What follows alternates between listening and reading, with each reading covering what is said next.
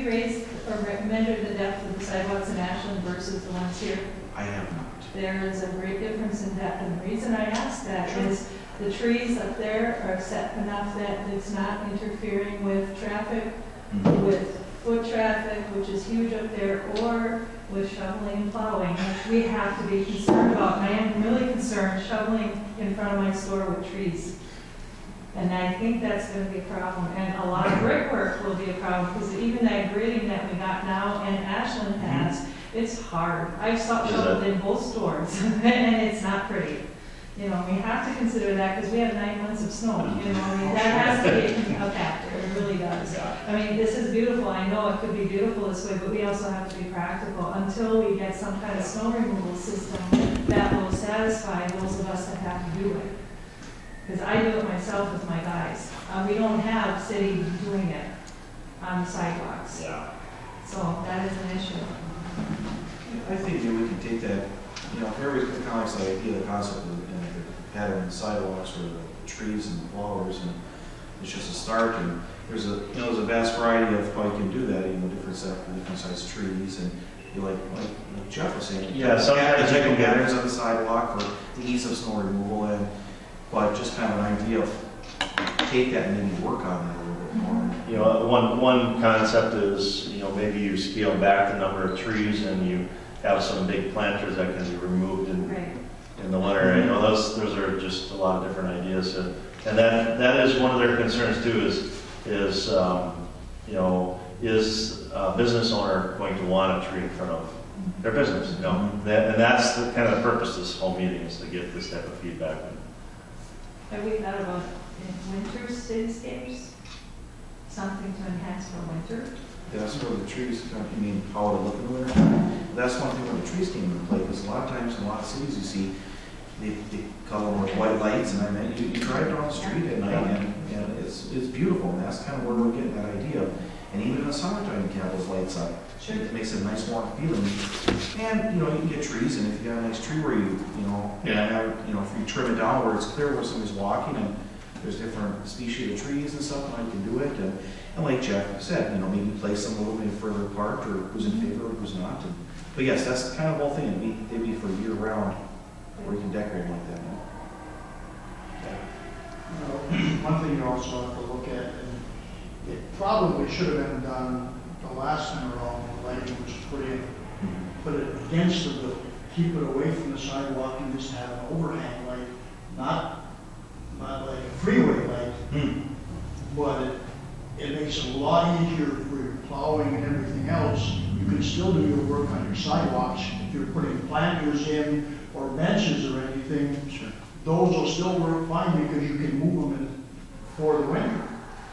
But if you start putting more light poles in between the ones you have now, you're going to create a big problem. Are you thinking like the kind that are attached to the buildings themselves, or they probably would still have to be freestanding. Pole, There's a lot of good designs where they can set close to the building and still come out over the sidewalk, and not over a big hole, but just enough to get them up. You know. And brick. I hate to say it, but the first time they put brick in, it popped out, and what you got in there now is a bear to clean up now. And water. Try to shovel it, and it's just not conducive to people cleaning it or people walking on it. Right. Well, the other alternative we talked about too is just colored sidewalks. That's a good possibility. Because one thing people have to realize is Ashland is Ashland, and I know it's Ireland. Yeah. Different things going on. They've got a lot more room than we do. Well, like those crosswalks, for instance. I mean, I think like, you know, and Jeff shows you another map. There's three big areas where we have those crosswalks. And those are nice focus points, kind of brings everything together. And we can very easily, like John was saying, you know, with nice colored, color texture concrete and stuff, and you're right. I'm all for making it look better. Oh, definitely. And this concept somewhat addresses a few of those issues. The terrace there, because it's in the area that's not frequently walk, but still provide some of those enhancements. So that, that's, I don't know if that's one of the reasons why it's more favorable. We did that a couple of years ago in another community in the peninsula, and people liked it, but that's why we're here to, I'm probably going to speak out of school here, but with whether it's stamped concrete or brick pavers, they've come a long way in their design and making it where it's more durable, more longer lasting. And there's a lot of cold weather climates. I want to say, and I could be wrong, I thought maybe Holton just paved their whole street in brick pavers. Yes, they did. Just the last year or two. So there's ways you can design it and incorporate good engineering practices so it's low maintenance and it's going to last a long time. Yeah. So there are things you got to look at from a maintenance standpoint, but don't disregard it because of bad experiences in the past. And I think they've learned from those and ways to do it now that's longer lasting and hopefully won't get into those type of problems. Yeah. But I think Holton had their whole street paved. Yes, they did. In brick Yeah. pavers. Yeah, I had a business downtown in the 70s when the brick accents were put in the sidewalks. And the problem was really the blades of the snowplows were popping, running down against it, and were popping the bricks up. Okay. And I actually had seen that happen. Yeah, we don't want to repeat something like that. I don't know if they could possibly drop them down a quarter of an inch lower, or just if you could get plow drivers to be a little more careful and not scrape it down to the face. Yeah. But that accent was really nice. Was that something people that had been there a long time or that they had put in place and just didn't work very well? When Kenny Long was manager, that work was done, they completely redid the streets and the sidewalks. Okay. Were they removed then, Mike? Do you remember like in 2002 or so when the concrete was put in? Right. That's when they were removed. Okay. I should remember that. And actually, there were a couple of shop owners that got up on the sidewalk and were plowing in front of their places too. Well, we have a unique opportunity here. That's why we're looking at something that is set iron aside from other communities. We have an opportunity to offset one grant against another. So we're trying to take advantage of that. It's good to hear the feedback. I mean, there's no preconceived notion that brick is the right thing to do. It's just something you see out there. Maybe it's something else. Maybe it's, say, coloring, maybe some stamping.